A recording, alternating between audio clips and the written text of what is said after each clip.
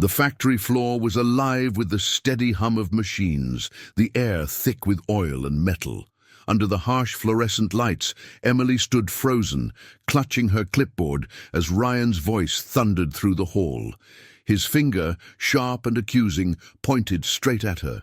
"You've crossed the line, Emily," he barked, his words slicing through the murmurs of the gathered workers. Every pair of eyes darted away, pretending not to see her trembling. She had scrubbed these floors for years, invisible among the clatter of gears and steel, but now all eyes were on her, not with respect, but pity. Ryan, her half-brother and the manager, circled her like a predator before a crowd. His suit gleamed, his tone dripping superiority. "We trusted you," he declared, holding up a sheet of paper filled with fabricated evidence. Emily's breath caught as the weight of false accusation pressed against her chest. The laughter from a few workers stung worse than the words. She tried to explain, voice cracking, but Ryan silenced her with a glare that felt colder than steel. "You've embarrassed this factory," he said, as though the shame were hers alone. Emily's hands shook, her cleaning cloth damp with tears she refused to shed. Around her the machines kept moving, indifferent to her humiliation. As security approached, Ryan turned to the crowd. "Let this be a lesson," he said. Smugly, his words echoing against the iron rafters, Emily lowered her gaze, her world collapsing beneath the boots that had walked over her for too long. But inside, something shifted, a flicker of defiance she couldn't yet name. The pain began to burn into purpose, a quiet ember buried deep beneath her fear. If you've ever seen someone punished for a truth they didn't understand, if you've ever been silenced when you only wanted to do right, take a moment now. Subscribe, like, and comment below. What would you do if the person you trusted most turned against you? Emily's answer was only beginning to form. Escorted out of the factory, she felt the sting of hundreds of eyes watching her fall. Outside, the cold air slapped her face, washing away the last of her tears. She looked back through the glass walls at the place she had once called home. Ryan stood inside, already turning away, confident that he'd buried her reputation for good. But he didn't see the way her gaze hardened. The parking lot was empty, the sky a bruised shade of grey. Emily's reflection shimmered faintly in the puddles left by last night's rain. She thought of their mother, of promises Ryan had made to protect her, how easily love had turned into betrayal. Somewhere between heartbreak and disbelief, she whispered to herself, "No one cleans up your mess this time, Ryan." At home, the silence of her small apartment wrapped around her like a shroud. She dropped her cleaning bag on the table, the faint smell of detergent clinging to her clothes. The humiliation replayed in her mind, every word searing like acid. She wanted to scream, but instead she opened her drawer, pulling out the old photo of her and Ryan as children. He had once been her hero, now he was her enemy. Her tears blurred the image, but her mind began to clear. Something about the papers he waved, the numbers, the dates, didn't make sense. Emily had seen those files before during her cleaning shifts. She remembered a folder half hidden behind his desk, labeled with codes she couldn't decipher. Now the pieces began to shift into place. The shame started turning into suspicion. Emily straightened her back and wiped her eyes. The same hands that had cleaned the floors of that factory were now ready to dig through its secrets. Her humiliation would not be the end. It would be her ignition. The echo of Ryan's voice faded in, her ears replaced by the quiet, determined rhythm of her heartbeat. She didn't know it yet, but the next time she'd walk into that factory, she wouldn't be carrying a mop. She'd be carrying proof. That night, the small apartment felt colder than ever. The single lamp cast a weak yellow glow across the peeling wallpaper, shadows dancing like ghosts from another time. Emily sat on the floor, surrounded by silence and the faint hum of the city outside. Her mind replayed Ryan's voice again and again, not the cruel tone from the factory, but the soft, reassuring one from years ago. The brother she remembered had vanished long before today's humiliation. She picked up the framed photo from the shelf, two children smiling beneath a rusted swing set, their faces smudged with dirt and joy. Ryan's arm was around her shoulders back then, a promise in his grin that he would always protect her. Emily traced the outline of their faces with her thumb, as if she could rub away the distance time had carved between them. "What happened to you, Ryan?" she whispered. The question hung heavy in the still air, unanswered. The memory pulled her back to the small house they once shared with their mother. She could almost hear the hiss of the old radiator and the crackle of cheap pancakes frying on Sunday mornings. Ryan had been her hero then, clever, ambitious, always talking about how he'd build a better life for them both. But even as a child, she remembered moments when his kindness flickered, replaced by something colder, sharper, almost hungry. She had ignored it, out of love.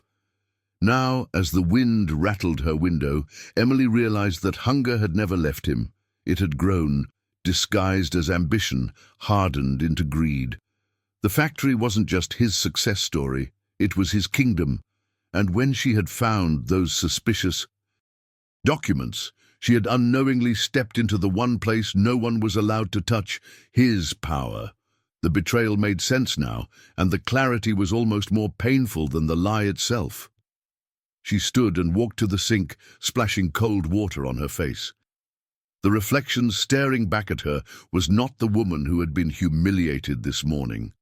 Her eyes, swollen from tears, now carried something fierce behind them, the ghost of determination. The humiliation still burned, but beneath it there was something new, purpose. "You wanted me gone," she murmured to the empty room. "You should have made sure I stayed down."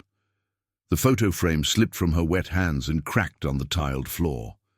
She stared at the broken glass, the image of their childhood split neatly in two, his side and hers.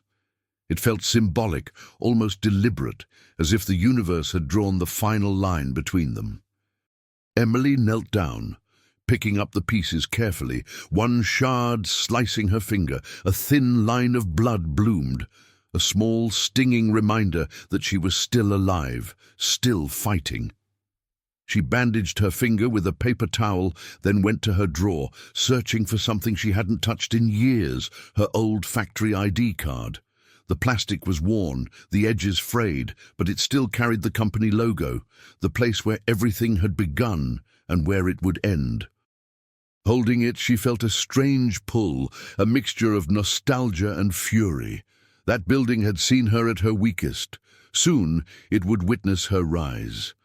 Outside, the wind howled through the narrow streets, carrying the scent of rain and gasoline. Emily sat by the window, watching the city lights flicker in the puddles below. She thought of Ryan's office, of the stacks of files she used to dust without ever reading. Back then, she thought she was keeping things clean. Now she realized how dirty everything had been all along. The thought both sickened and strengthened her. Her phone buzzed suddenly, startling her. A message appeared from an unknown number. "Don't look for trouble, Emily. It won't end well for you." Her heart skipped a beat, the air leaving her lungs.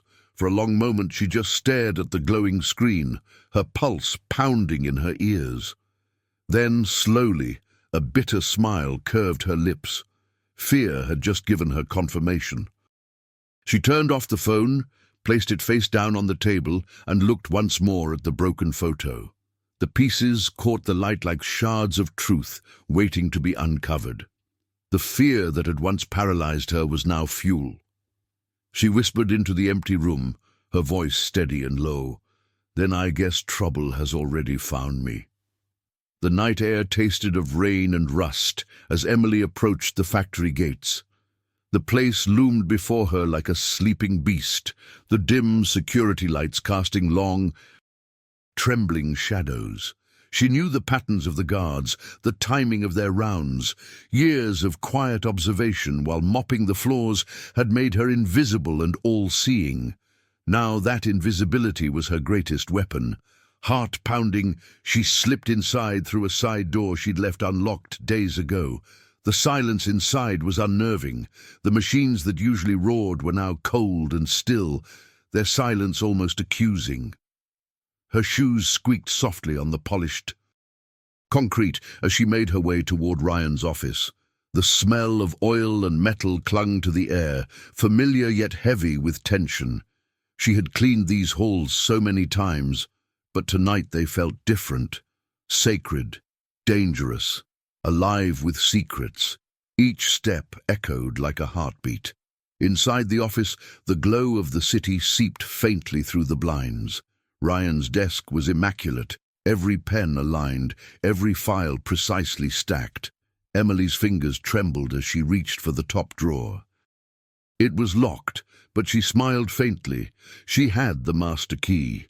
Years of quiet servitude had given her access to everything, even the places Ryan thought were untouchable. The click of the lock sounded louder than thunder in the still room. She opened the drawer and froze. Folders marked with red tags, confidential, private exports, overseas accounts. Her breath caught as she flipped through the papers, the scent of ink and dust filling her lungs. Each page revealed patterns of transactions that made no sense, inflated numbers, missing signatures, and transfers to names she didn't recognize. A pit opened in her stomach. This wasn't bookkeeping. It was theft. Massive, deliberate theft. Her hands shook as she spread the documents across the desk. She saw Ryan's signature on several of them, bold and careless, as if he thought no one would ever look closely. The irony twisted like a knife. All those years, she'd thought her brother's success was the result of hard work. Now she saw the truth. It was built on deceit, on the backs of people like her. The air in the office grew heavier, as though the walls themselves knew his guilt. A sudden noise outside made her freeze. The metallic clang of a dropped tool echoed down the hallway. Emily's pulse quickened, her breath catching in her throat. She turned off the small desk lamp, plunging the room into darkness. Her heart beat so loudly she was sure it would give her away. Slowly, she crouched. Behind the file cabinet, clutching the folder to her chest, the faint hum of a security radio drifted closer, footsteps following. Light spilled under the office door. Someone was there. Emily could see the faint shadow of boots through the narrow crack. The handle turned once, twice, but didn't open. A man's voice muttered something she couldn't make out before fading down the corridor. She didn't move, not even to breathe, until the silence returned. When she finally exhaled, the air came out in a trembling gasp, her entire body shaking with adrenaline. She knew she had to leave, but something inside urged her to look one last time. On Ryan's desk sat a sealed envelope, heavier than the others, marked only with today's date. She hesitated, then tore it open. Inside was a printed email chain, messages between Ryan and someone named E. Collins, discussing wire transfers and cleaning up loose ends. Her blood ran cold at the phrase. Loose ends, that's what she was to him now. Shoving the documents into her bag, Emily moved quickly through the darkened hallways. The flicker of the emergency lights guided her path, painting her silhouette against the steel walls. Every sound, every creak, every hum felt magnified, as if the building itself was holding its breath with her. When she reached the exit, she glanced back once at the factory floor she had scrubbed for years. It no longer looked like a workplace. It looked like a crime scene. Outside, the rain had started again, cold and relentless. Emily pulled her hood up and disappeared into the storm, her bag heavy with secrets that could destroy her brother. Lightning flashed behind her, illuminating the factory windows for a brief, eerie moment, and in that flicker of light, she thought she saw a shadow move near Ryan's office, someone watching, someone who knew. To be continued. Emily barely slept that night. The papers lay spread across her kitchen table, edges curling under the weight of humidity and truth. Her mind raced faster than the storm outside, tracing the lines of numbers and signatures until dawn. Every document whispered the same ugly confession. The company's fortune was being siphoned into shadows. The name Ryan appeared again and again, like a stain that refused to fade. As sunlight crept through the blinds, Emily rubbed her tired eyes and stared at the chaos she'd uncovered. The factory she had once cleaned with pride was drowning in corruption, and the man who had fired her, the brother she had defended all her life, was the one orchestrating it all. She wanted to believe there was some mistake, some other explanation. But the evidence was too clear, too deliberate. The Ryan she loved was gone. By mid-morning, she made up her mind. She would confront him, not as an employee, but as family. She rehearsed the words over and over while walking to the factory, each step echoing with a mix of fear and anger. The world around her felt sharper, the air colder. For the first time, she wasn't coming to clean up after others. She was coming to demand the truth, and deep down, she prayed he would deny it. Ryan was in his office, standing by the window when she entered. The faint scent of cologne mixed with the sterile hum of air conditioning. "Emily," he said, turning with a tight smile, "you shouldn't be here." His calmness unsettled her. She placed the folder on his desk, her voice trembling but firm. "You lied to everyone, to me. I know what you've been doing." For a moment he didn't blink, then slowly he smiled wider. He flipped through the documents as if browsing a magazine. "You've been busy," he murmured. "I didn't know cleaning staff worked overtime like this." His tone was mocking, laced with venomous amusement. Emily's chest tightened. "This isn't a joke, Ryan. You're stealing from the people who trust you." He set the papers down gently and looked at her with cold, almost pitying eyes. "You really should have stayed out of this." For the first time, Emily saw it, the man he had become. The warmth she once admired was gone, replaced by calculation and arrogance. "You're my sister," he said softly, stepping closer. "So I'm going to pretend this little outburst never happened. You'll walk out that door, and we'll forget this conversation. Otherwise, you'll regret it." His voice was quiet, but the threat was unmistakable. Emily's hands clenched into fists. She felt her throat tighten, but she refused to look away. "I'm not afraid of you," she said, though her heart was hammering. Ryan laughed, not kindly but cruelly, the kind of laugh that cuts. "Oh, Emily, you're still the maid. You think anyone will believe you over me?" He gestured to the walls around them, to the company that bore his control. "This place is mine, always has been." The words struck her harder than the humiliation had. He picked up the folder, slid it into a drawer, and locked it. "I'll pretend you were confused," he said, "but if I hear one more word about this, to anyone, I'll make sure you never work again." The casualness of his tone made her stomach twist. She realized then that his fear wasn't of exposure, but of her courage.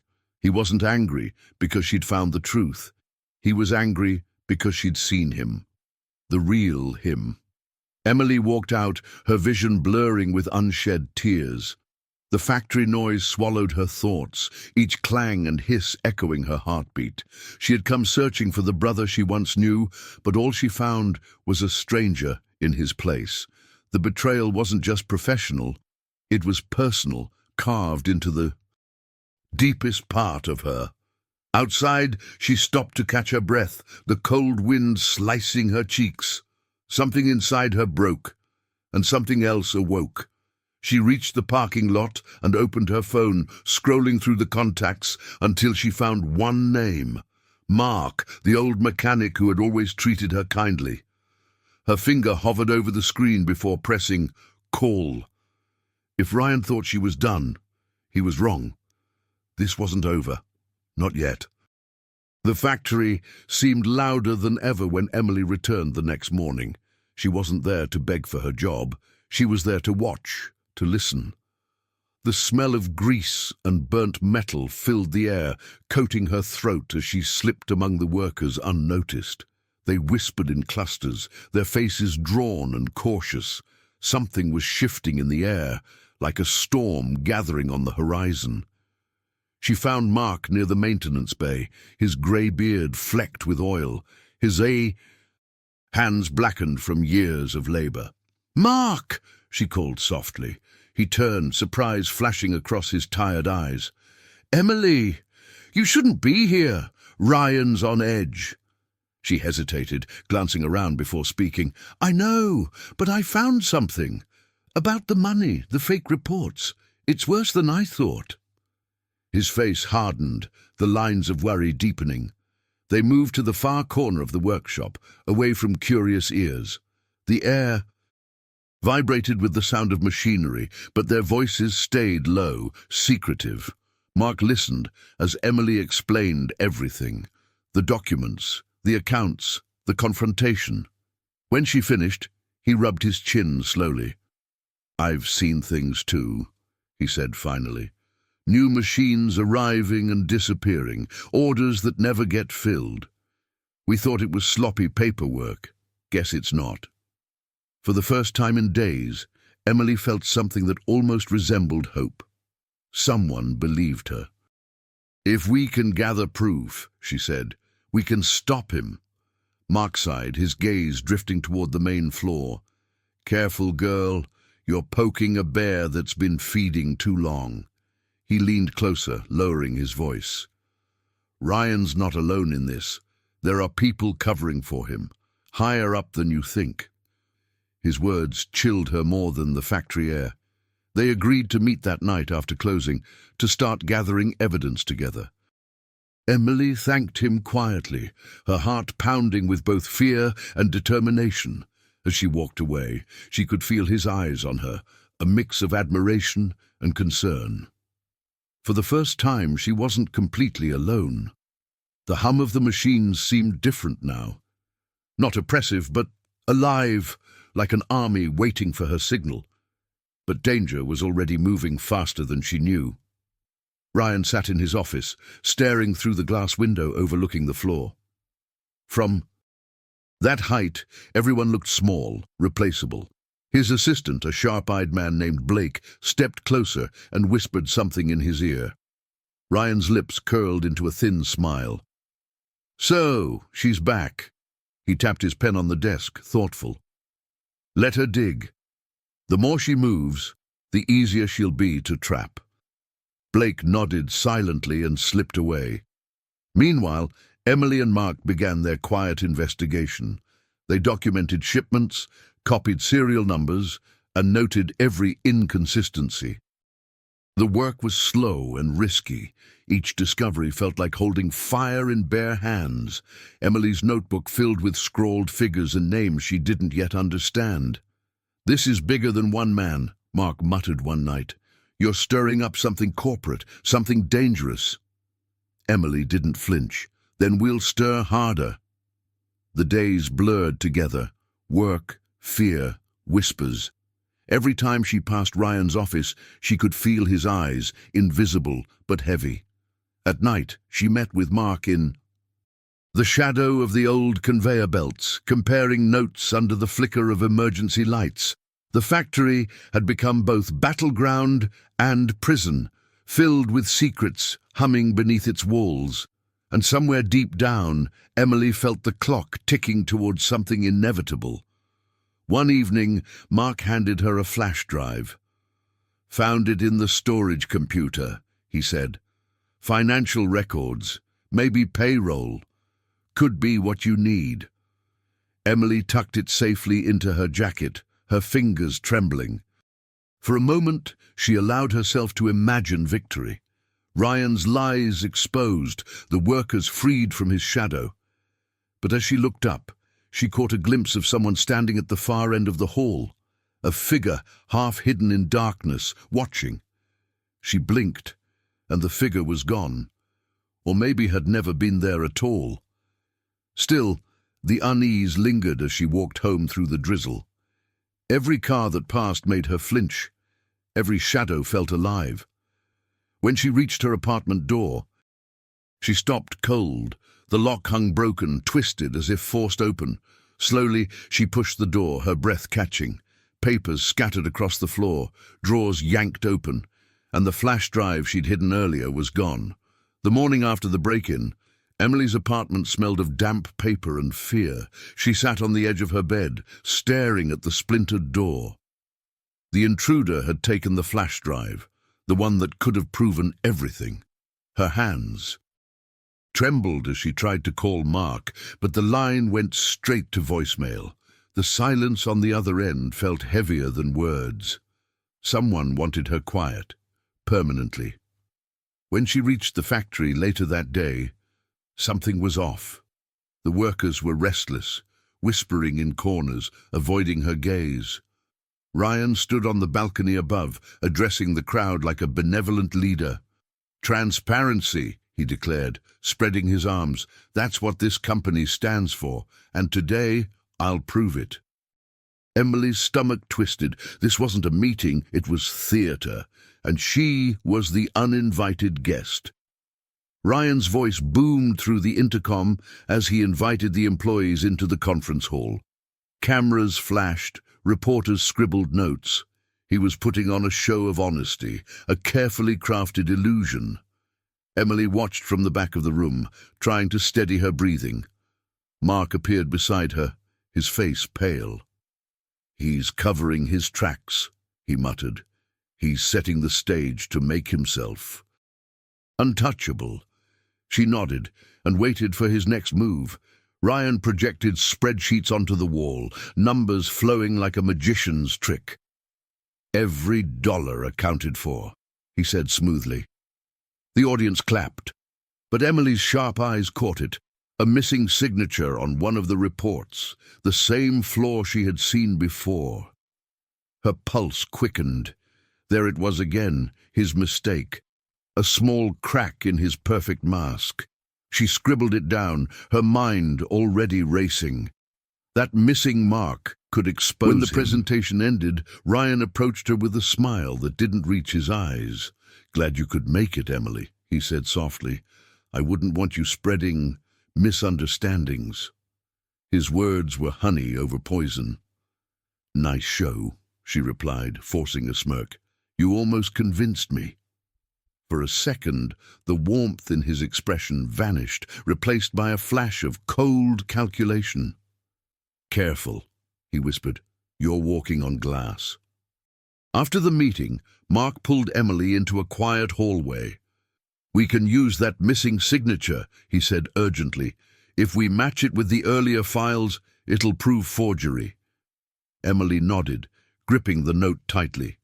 The hallway lights flickered overhead, the hum of the factory like a pulse in her ears. "We'll need another copy of that report," she said. "From his office."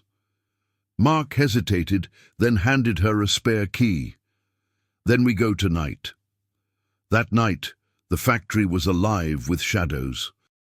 Emily crept through the corridors, the smell of hot metal still lingering in the air. Every step echoed, too loud, too risky. She reached Ryan's office, unlocked the door, and slipped inside. The room was immaculate again, too immaculate. It felt staged, prepared. Her heart sank as she realized what it meant. He knew she'd come back. The lights snapped on. Ryan leaned against his desk, arms crossed, a faint smile on his lips. "I was starting to think you'd forgotten your key," he said. Behind him stood two security guards, their expressions unreadable.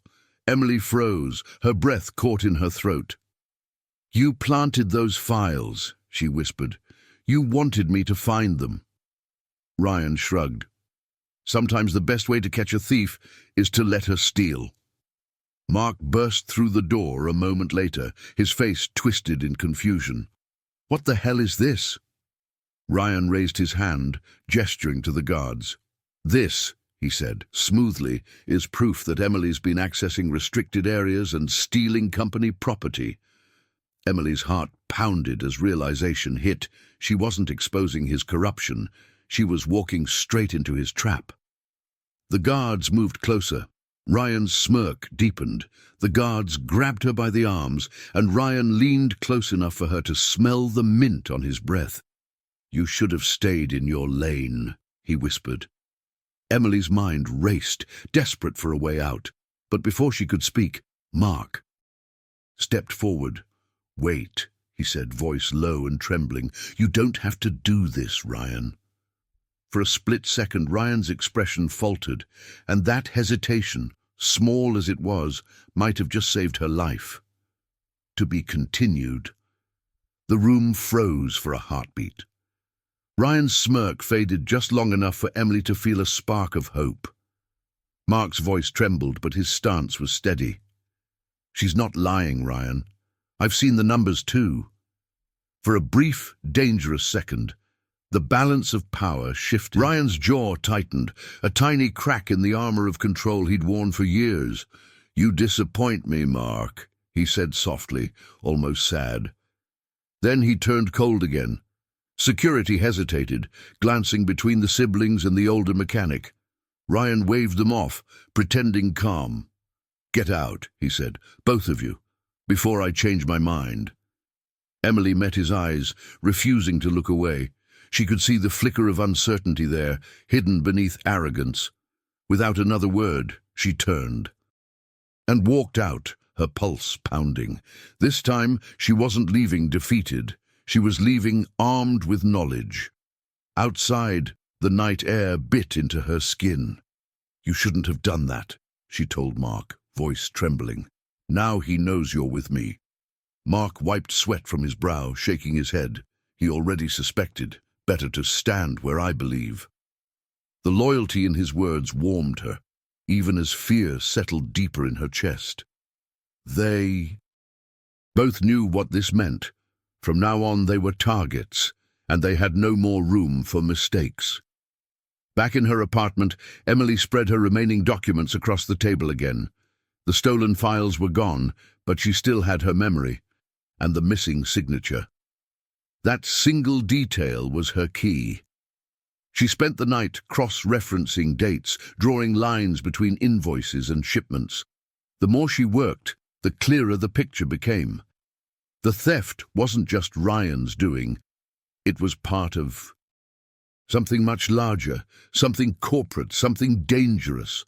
The walls of her apartment were now covered with papers and strings, like a detective's map of madness.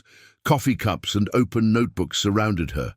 The once quiet cleaner had become an investigator, each breath driven by fury and purpose. For every sleepless hour, she felt herself harden, her fear turning to armor. She whispered to the empty room, "You taught me how to survive, Ryan. Now you'll see what you created." Days passed. The tension at the factory grew thicker, whispers curling through every corridor. Workers sensed that something was coming, though no one dared to speak openly. Ryan acted as if nothing had changed, his voice steady, his smile constant, but his eyes betrayed him. Emily watched from the shadows, studying him like prey. He was unraveling, thread by thread, and he didn't even realize she was the one pulling. Late one night, Emily decided to record him. She hid a small audio device in her cleaning cart, disguising it beneath a layer of rags. As she pushed it down the hall toward his office, her heart hammered in her chest. The faint sound of laughter and music drifted from inside. Ryan celebrating, probably with the same people who helped him steal. She hesitated only a second before pressing record. It was time to turn his own arrogance against him. Through the cracked door, she heard his voice. "They won't find a trace," Ryan said, laughter in his tone. "The fake contracts were shredded this morning." Another voice asked something she couldn't make out. Ryan replied, "The only risk left is her. But don't worry, she won't be a problem much longer." Emily's stomach twisted. He was talking about her. Every word felt like ice pressing against her ribs, but she didn't stop recording. When he left the office, she darted in and retrieved the recorder. Her hands shook as she played it back, the audio fuzzy but clear enough. His voice, confident, cruel, incriminating. It wasn't everything she needed, but it was a start, proof. She smiled through tears, exhaustion giving way to exhilaration. For the first time she felt the tide turning in her favor. Ryan's empire was no longer untouchable. As dawn bled across the horizon, Emily sat by the window, clutching the recorder like a relic. The first light hit the wall of documents, illuminating the path she'd drawn, the pattern of his crimes laid bare. She had enough to hurt him, to make him panic, but as she looked down at the street below, a black sedan parked outside caught her eye. Its engine idled, unseen faces behind tinted glass, and when her phone buzzed seconds later, the message read only one word. "Run!" The message still glowed on her phone screen. "Run!" Emily's heart pounded so violently she could hear it over the hum of the city. She peeked through the blinds again. The black sedan hadn't moved. Whoever sat inside wasn't just watching, they were waiting. She backed away from the window, grabbed her coat, and stuffed the recorder into her pocket. Her world had just narrowed to a single choice: vanish or fight. She slipped out the back stairwell, every creak of metal sounding like an alarm. The early morning air was wet and cold, wrapping her in mist as she moved through narrow alleys. Behind her, a car door slammed. She didn't turn. She just ran, her breath sharp, shoes splashing through puddles. When she reached the main street, she ducked into a coffee shop, pressing her trembling hands against the counter. "Can I use your phone?" she whispered. The barista nodded without question.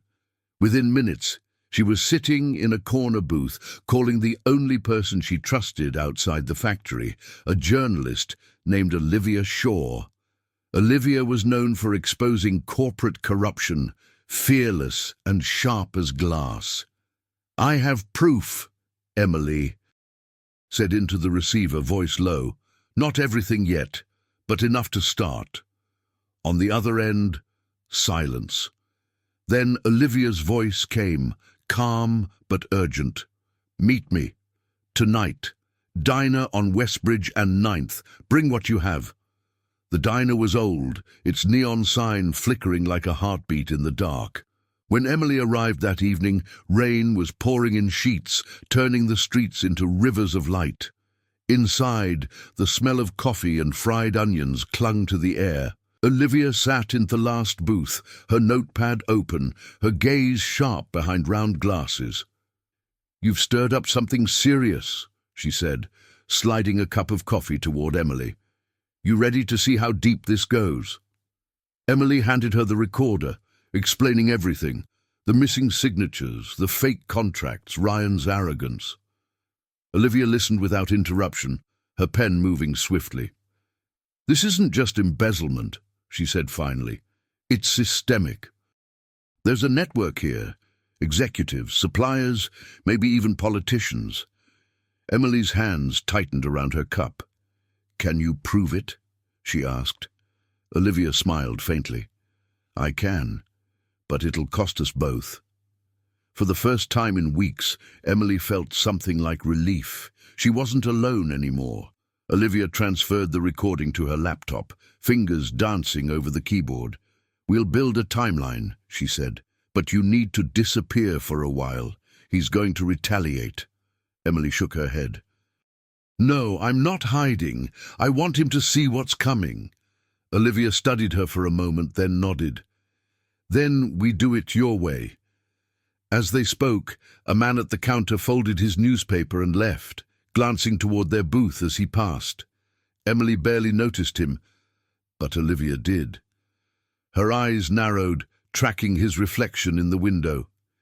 "You were followed," she whispered. Emily's stomach dropped. They both turned to look outside, but the street was empty again, washed clean by rain. Still, the feeling of being watched lingered like smoke. They finished their meeting quickly. Olivia promised to start verifying the data immediately. "Tomorrow, I'll leak the first piece of the story," she said. "Just enough to shake him." Emily nodded, though her pulse was racing. She stepped out into the downpour, the neon light reflecting off her soaked jacket. The city felt alive with electricity, danger and destiny mingling in the same breath. Every raindrop seemed to whisper, "Don't stop." As she walked home, her thoughts flickered between hope and dread. For every truth she uncovered, a new shadow rose to meet it. She replayed Ryan's threats in her mind, his calm certainty, his ability to twist perception.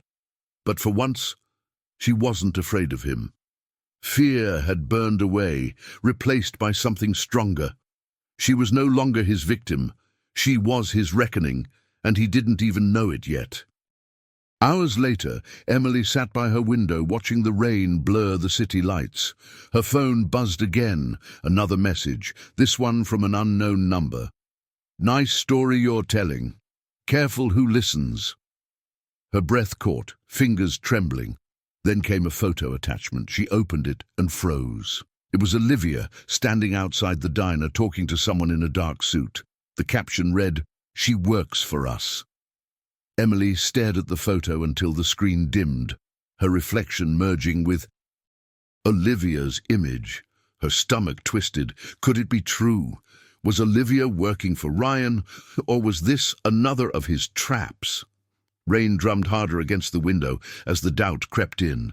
For the first time, she felt the line between ally and enemy blur. She had trusted too easily before, and it had cost her everything. She wouldn't make that mistake again.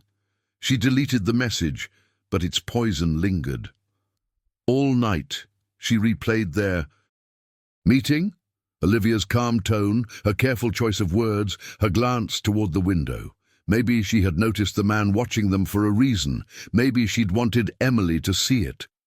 The thoughts tangled in her mind until dawn. When she finally stood, her hands were trembling, not from fear, but exhaustion. "No more running," she whispered. "If they want to find me, they will." The next evening, she decided to go back to the factory one last time. The parking lot glistened under the rain, empty except for Ryan's sleek black car. She walked through the gates, the hum of distant machines echoing like ghosts of her past. Every step felt heavier than the last. Inside, the air was thick with the scent of metal and betrayal. She knew he'd be waiting, and he was. Ryan stood by the railing overlooking the factory floor, a cigarette burning between his fingers. "You're brave," he said, not turning. "Or stupid." The smoke curled around his face like fog. Emily stepped closer, her voice steady. "You sent men to my home. You broke in. You tried to silence me." He finally turned, eyes cold, unblinking. "No, Emily, I tried to protect you from yourself." His calmness chilled her more than any threat. "Protect me?" she repeated, her voice rising. "You framed me. You stole from your workers, and now you threaten me, and that's protection?" Ryan exhaled, letting the smoke drift between them. "You think I did this for greed? You have no idea. What I've been fighting against, the people funding this place, they're worse than you can imagine." For a moment, his mask cracked, revealing something almost human. Fear. Real fear. Emily hesitated, caught between rage and confusion. "Then help me expose them," she said. "We can still fix this." Ryan's laugh was low, bitter. "You still think there's a we?" He flicked the cigarette to the ground, crushing it under his shoe. "If I go down, they'll come for me first." "But you—" He took a step closer, his shadow swallowing hers. "You're expendable. You always have been." His words landed like blows, but she didn't flinch. "I'm not afraid of you anymore," she said quietly. "You should be," he replied, his tone shifting from warning to promise.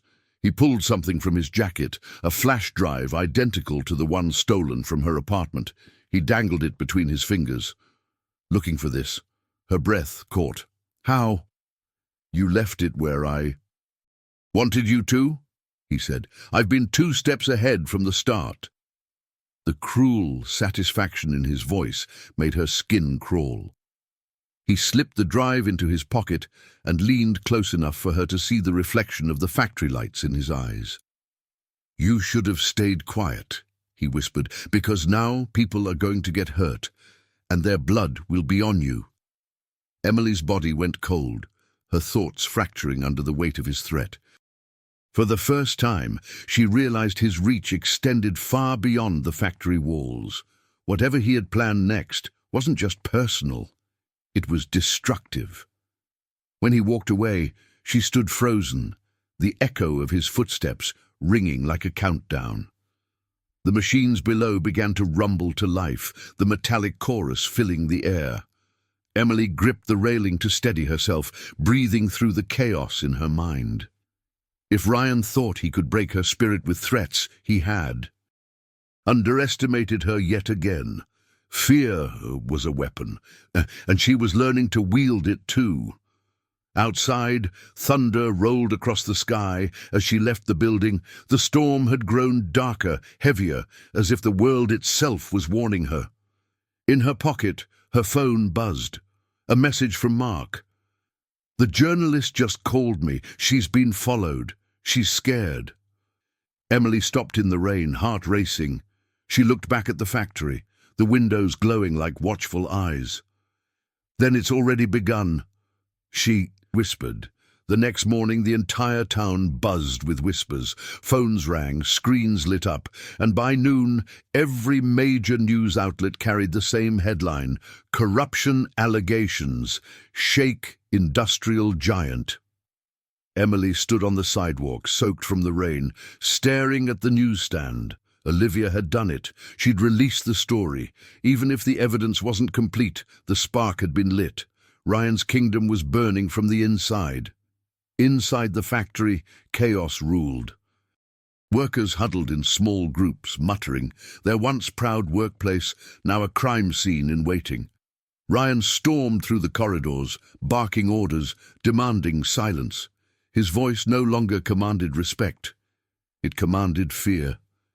Emily watched from the distance, hidden behind the glass of the cafeteria, her reflection ghosting over his. He was unraveling piece by piece, and it was beautiful. By noon, reporters had gathered outside the gates. Cameras flashed, questions flew like arrows. "Mr. Collins, are you under investigation? Did you embezzle company funds?" Ryan brushed past them, jaw tight, eyes hollow. Every step he took left a trail of sweat and desperation. Emily felt her chest tighten. Part of her wanted to feel sorry for him, the boy who once promised to protect her, but that boy was gone long ago. Mark found her in the break room, a worn newspaper in his hands.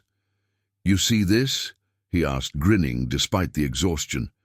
She really did it. Emily nodded, heart both light and heavy. "Yeah, but it's not over yet." She glanced at the monitors mounted on the wall, showing live news coverage outside. For the first time, the factory, their prison, was under the world's scrutiny. The truth had started breathing. That afternoon, the first auditors arrived, men in grey suits with briefcases full of questions. Ryan tried to greet them with forced confidence, but the tremor in his voice betrayed him. "Everything's a misunderstanding," he said. "We'll clear it up." But Emily could see it, the panic behind the smile, the guilt written in every blink. The walls he'd built for years were crumbling, and she was the one holding the hammer. In her locker, Emily found a note folded between her gloves. The handwriting was unfamiliar, hurried. "Not everyone here is on your side. Be careful who you trust." Her stomach tightened. She scanned the room. Every glance, every whisper suddenly felt suspicious. The victory she'd felt earlier dimmed beneath a shadow of paranoia. Someone inside the factory was still loyal to Ryan. Someone was watching her. That night, she returned home to find another envelope slipped under her door. Inside were printed screenshots, security footage from the factory's hallway cameras. One image stopped her heart. Herself, sneaking into Ryan's office weeks ago. The timestamp was circled in red. Below it, a note read, "If you go down, we'll make sure you go with him." Her breath caught. The battle had just escalated into war. She sat at her kitchen table, the lights off, listening to the hum of the refrigerator. The world outside was celebrating her bravery, but inside she felt hunted. Still, her resolve didn't waver. They could threaten her, smear her, destroy her reputation, but they couldn't erase the truth. She picked up her phone and texted Olivia. "They're coming for me. We need to move faster." Seconds later, the reply came, "I already am." The next morning, a breaking news alert flashed on every screen. Anonymous source leaks audio evidence tying manager Ryan Collins to offshore accounts. Emily froze, her heart leaping. Olivia had done it again. The recording from the factory, the proof Ryan said didn't exist, was now public. Reporters swarmed the gates. Police cars arrived. Justice was no longer an idea. It had a siren. Emily stood at her window, watching the city wake to the truth she'd fought to uncover. The air outside was electric, charged with vindication and fear. Her phone buzzed one last time, a message from Ryan himself. "You think you've won? You've only exposed the surface." The text was followed by a single image, the factory floor, empty except for a single figure standing in the shadows, and that figure was Mark. By morning, the factory felt like a dying beast. The usual hum of machines was gone, replaced by the murmurs of auditors and the heavy silence of fear. Workers lingered in doorways, clutching coffee cups like lifelines. The news vans outside painted the grey sky in flashes of red and blue. Emily stood by the window of the break room, her reflection pale against the glass. For the first time, she saw the empire her brother had built beginning to crack.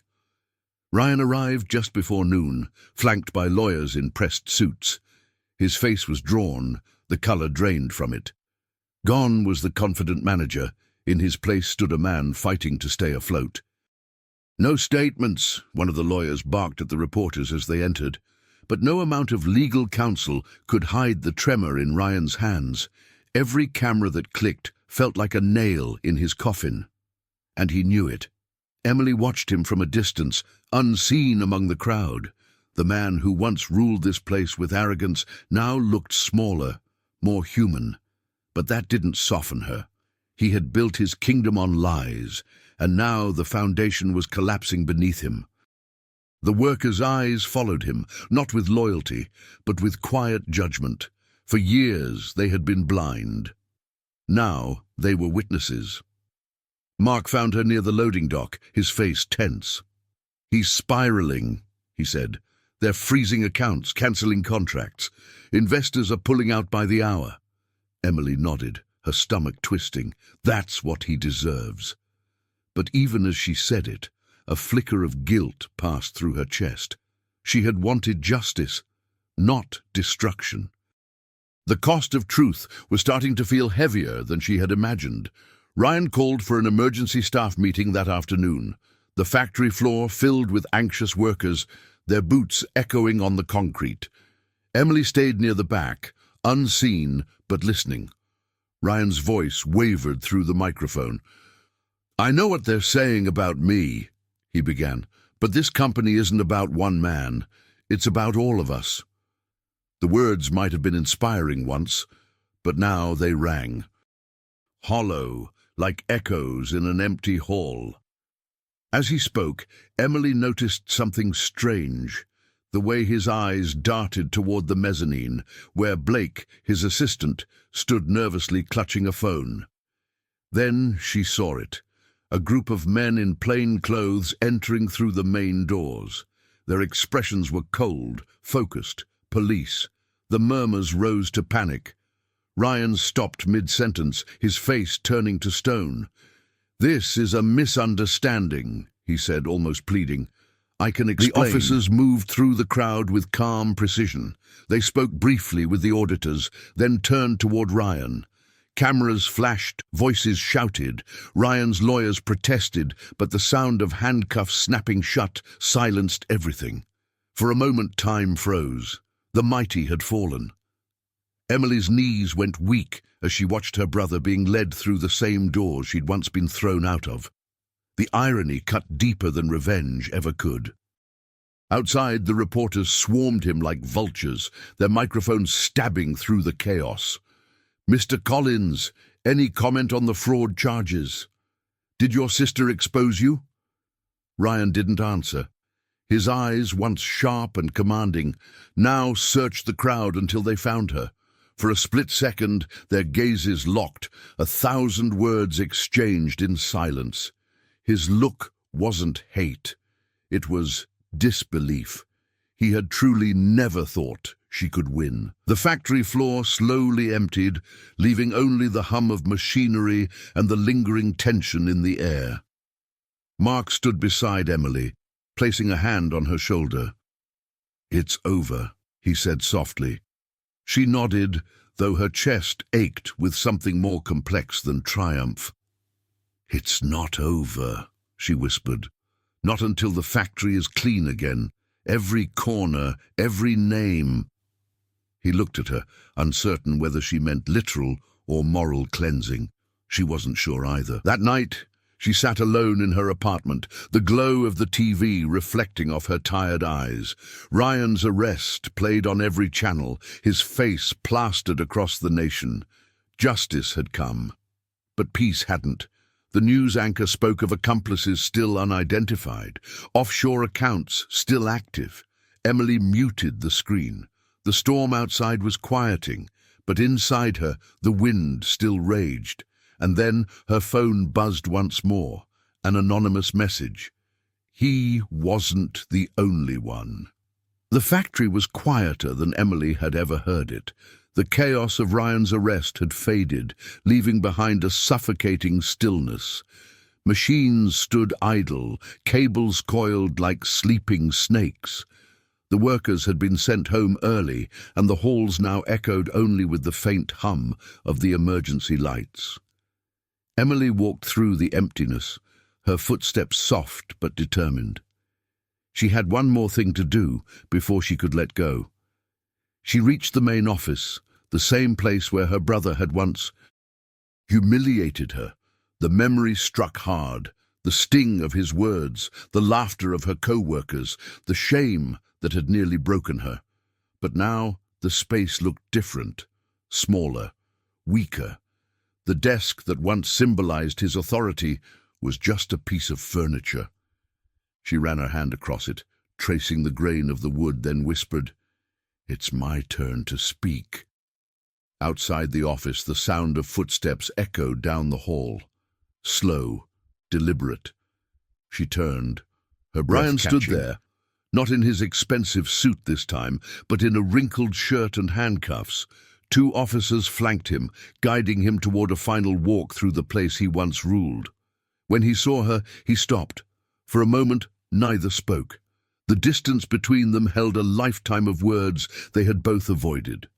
The officers hesitated when Emily stepped forward. "Just a minute," she said. They exchanged a look, then nodded and stepped back. Ryan's eyes met hers, empty and tired. "You got what you wanted," he said quietly. "Congratulations." Emily shook her head. "No, Ryan, I wanted the truth." Her voice was calm, but beneath it was the tremor of everything she'd lost to get here. "You could have stopped this before it began." Ryan's expression hardened. "You think you're the hero in this story?" he asked. "You have no idea what this factory really is, what it cost to keep it alive." His tone wasn't defensive, it was desperate. "You call it corruption. I call it survival." Emily stepped closer, her voice trembling but strong. "Survival doesn't mean destroying everyone around you. It doesn't mean selling your soul." For a moment he looked like the boy she once knew, and then it was gone. He laughed, low and hollow. "You always saw things too simply," he said. "Black and white, right and wrong. But you never understood power, Emily. Power doesn't care about fairness." She crossed her arms, meeting his gaze. "Maybe not, but it cares about consequences." Her words landed with weight. He smirked, but it didn't reach his eyes. The arrogance had faded. Only the exhaustion remained. As the officers signaled to move him along, Emily said, "Wait."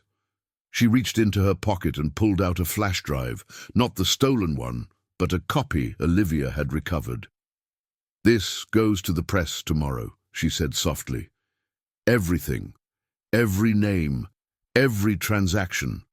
The truth won't stop with you." Ryan froze, realization dawning in his eyes. "You don't know what you're doing," he hissed. "They'll come for you next." "I'm counting on it," she replied, "because this time they'll be facing someone who's not afraid to get her hands dirty." For a heartbeat, he said nothing. Then his lips curved into a faint, rueful smile. "You really have changed." She nodded. "You made sure of that." The officers took him by the arms again, leading him toward the exit. His footsteps faded, one echo at a time, until there was only silence. Emily stood in the center of the office, her chest rising and falling. The weight of years pressed against her shoulders, then lifted, slowly, like fog burning away in sunlight. She looked out over the factory floor, the same place where she'd once been humiliated, and felt no bitterness, only resolve. The truth had cost her everything, her peace, her innocence, even her family. Something else had given her clarity. As she turned to leave, her phone buzzed. A new message. She hesitated before unlocking it, and froze when she read the words. "You didn't finish the job." He wasn't the only one pulling the strings. Beneath it was a photo of the company's board of directors, their faces blurred, all except one, Mark's. The message burned in Emily's mind long after she closed her phone. Mark's face, half lit by the photo, stared back like a ghost. She wanted to dismiss it as another manipulation, but something inside her twisted. The words felt too pointed, too precise. Could it be true? Could the man who risked everything to help her be tied to Ryan's scheme? Doubt crept in like smoke through a cracked door, and once inside, it refused to leave. She drove to the factory that night, the same path she had taken so many times before. The city lights flickered through the windshield as rain streaked down like silver threads. Her mind raced with every conversation, every glance, every hesitation Mark had ever shown. Had she been used again? The thought made her stomach turn. She had survived betrayal once, but another would break her in ways even Ryan couldn't. When she arrived, the parking lot was deserted, except for one car. Mark's. Its headlights were off, but the engine idled softly, a faint plume of exhaust curling into the night.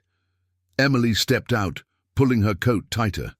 The factory loomed ahead, half-lit, the air humming with quiet menace.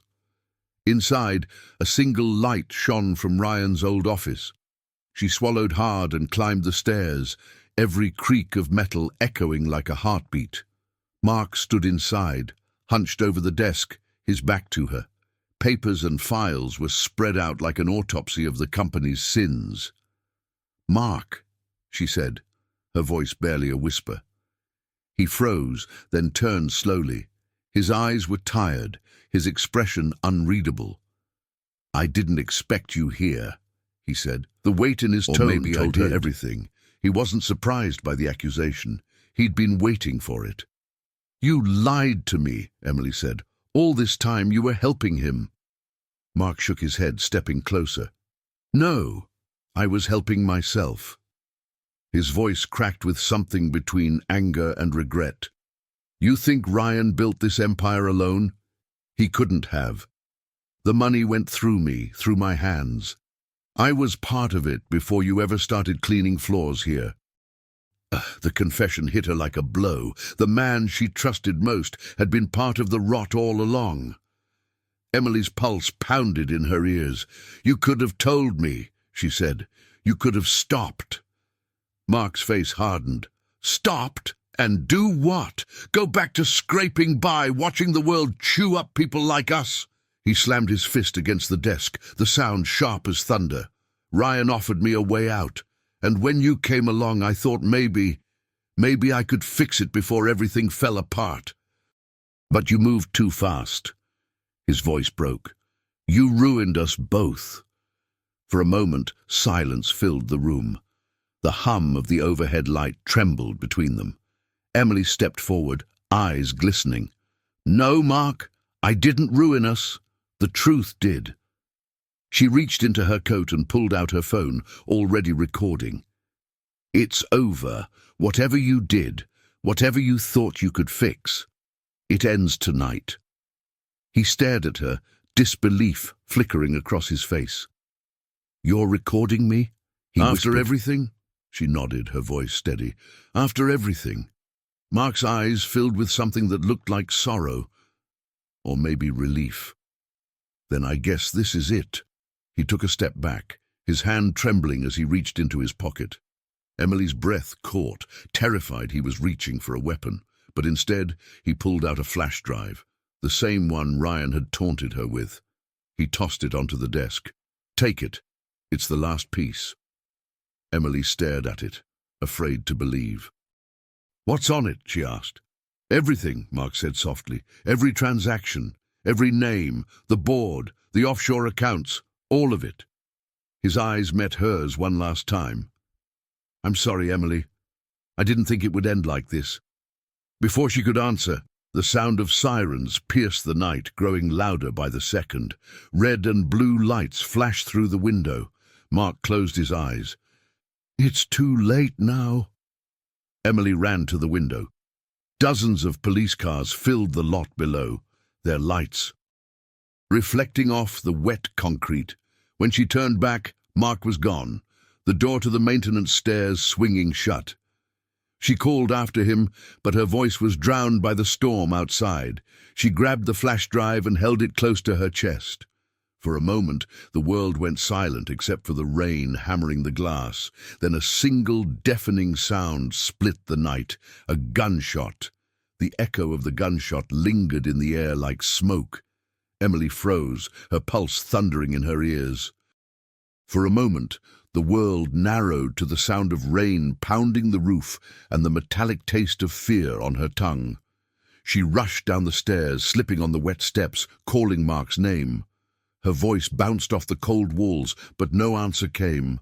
Only silence, heavy and final. She found him near the loading dock, lying on the concrete floor, blood blooming beneath him like a crimson shadow. The gun rested a few feet away. His breathing was shallow, his eyes glassy but aware. "Emily," he whispered. She knelt beside him, gripping his hand. "Don't talk," she said, voice breaking. "Help is coming." But he only smiled faintly, shaking his head. "It's over. Just make it mean something." Tears blurred her vision as flashing lights painted the walls blue and red. Officers swarmed in, voices overlapping, radios crackling. Emily was pulled back by paramedics as they worked over Mark's fading body. She wanted to scream, to fight them off, but her body wouldn't obey. The flash drive was still clutched in her trembling hand, the key to everything. And as she looked at it, she realized the truth. Mark's death had finished what Ryan's lies began. Days blurred into one another after that night. The police questioned her endlessly. Reporters called non-stop, each one hungry for a soundbite of tragedy and redemption. The media painted her as both hero and accomplice, depending on the headline. But Emily didn't care anymore. She had given them the flash drive, the final piece of proof. Now all she wanted was to disappear, to start again somewhere Ryan's shadow couldn't reach. Weeks passed before the dust began to settle. The board of directors was dismantled, several executives arrested. Ryan's name became synonymous with greed and corruption, a cautionary tale whispered in every factory and business journal. But Emily stayed quiet, away from the spotlight. She rented a small apartment on the edge of town and filled her days with silence. For the first time in years, she allowed herself to breathe. One morning, a letter arrived with no return address. Inside was a check, compensation from the company now under government control. The amount made her gasp. But more than the money, it was the letter's signature that caught her eye, from those who finally listened. She folded it carefully, placing it beside her mother's photo on the table. "We did it," she whispered, her voice trembling. "It's clean again." Emily returned to the factory one last time, a month later. The gates were open, the air filled with the rhythmic clang of new machines. Workers greeted her warmly, their faces lighter, freer. The building smelled different now, not of oil and deceit, but of metal and hope. A new banner hung above the entrance. Collins Manufacturing, under new management. She smiled softly. "Under new soul," she murmured. Inside, the main office had been renovated. The walls painted white, replaced. The blinds, the nameplate on the door changed. It read simply, "Emily Collins, Interim Manager." She ran her fingers over the metal letters, a wave of disbelief washing over her. The woman who once scrubbed these floors now owned the space that once crushed her spirit. It wasn't victory she felt. It was peace, hard-earned, fragile peace. She spent the afternoon walking through the halls, greeting old faces, learning new names. People smiled genuinely now, not out of fear. The factory thrummed with energy, honest, transparent, alive. For the first time, the noise didn't feel oppressive. It felt like music. Emily stopped by a window overlooking the floor, sunlight flooding her face. She whispered to herself, "I cleaned the floors. Now I clean the system." As she turned to leave, a security guard hurried up with a small envelope. "This was found in the mailroom," he said. "Addressed to you." Emily frowned, taking it carefully. Inside was a folded note, written in a hand she didn't recognize. The words were simple, chilling, and familiar. "Factories don't die, they just change hands." Beneath it was a business card, embossed with the logo of a new company, one she'd never heard of. Until now, Collins Industries Reformed LLC. Months passed, and the world slowly moved on from the scandal. Headlines faded, reporters chased new stories, and the noise that once surrounded Emily dissolved into silence. But inside the factory, something different grew. Stability, honesty, purpose. What had been a monument to greed became a workshop of redemption. And at its center stood the woman who had once been invisible. Every morning, Emily arrived early, unlocking the gates herself. She walked through the corridors that once held only fear and whispers. The smell of fresh paint and polished steel replaced the stench of secrecy. Workers greeted her with nods of respect, not because she demanded it, but because she had earned it. The sound of the machines had changed too. It no longer roared with tension, it sang with life. On the wall outside her office hung a new photograph. Emily surrounded by the employees, each smiling, each holding a piece of the factory's story. Beneath the picture, a plaque read, "Built on truth, powered by people." Sometimes she stopped to stare at it, tracing the faces she now called family. Every scar she'd collected, every betrayal she'd endured, had led to this moment of quiet triumph. Justice had found its way home. Still, there were ghosts that lingered. Ryan's name appeared in occasional headlines, appeals denied, interviews refused, his silence stretching like a shadow behind bars. Emily visited him once, months after the trial. The glass between them reflected two different versions of the same past. "I don't hate you," she told him softly. I just finally understand Ryan said nothing, but his eyes glistened with something she hadn't seen in years, remorse. She left the prison that day without looking back. Outside, the air was crisp, the sky vast and blue. Freedom didn't feel like running. It felt like standing still without fear. Emily had spent a lifetime cleaning up after others, hiding her worth beneath humility. Now she realized that every stroke of her mop, every night she'd spent unseen, had been shaping her into something stronger. She wasn't just a survivor, she was a builder. One evening, as the sun bled into the horizon, Emily stood on the factory balcony watching the workers clock out. Their laughter drifted up to her like music. Mark's absence still haunted her, his choice, his mistakes, but she honored him by running the place the way he never could. Fairly, transparently. She whispered into the wind, "You said you wanted to make it mean something. It does." Inside her office, she opened her journal, a simple notebook filled with dates, lessons, and reflections. The last page was blank.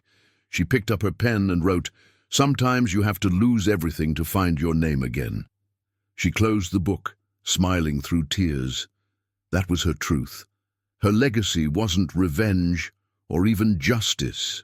It was renewal, the proof that broken things can still build beautiful futures. The next day she held a meeting with the new management board. They discussed fair wages, safety measures, and a plan to open a scholarship for factory workers' children. Every suggestion, every agreement echoed the values Emily had fought for. She didn't just run a factory, she led a movement.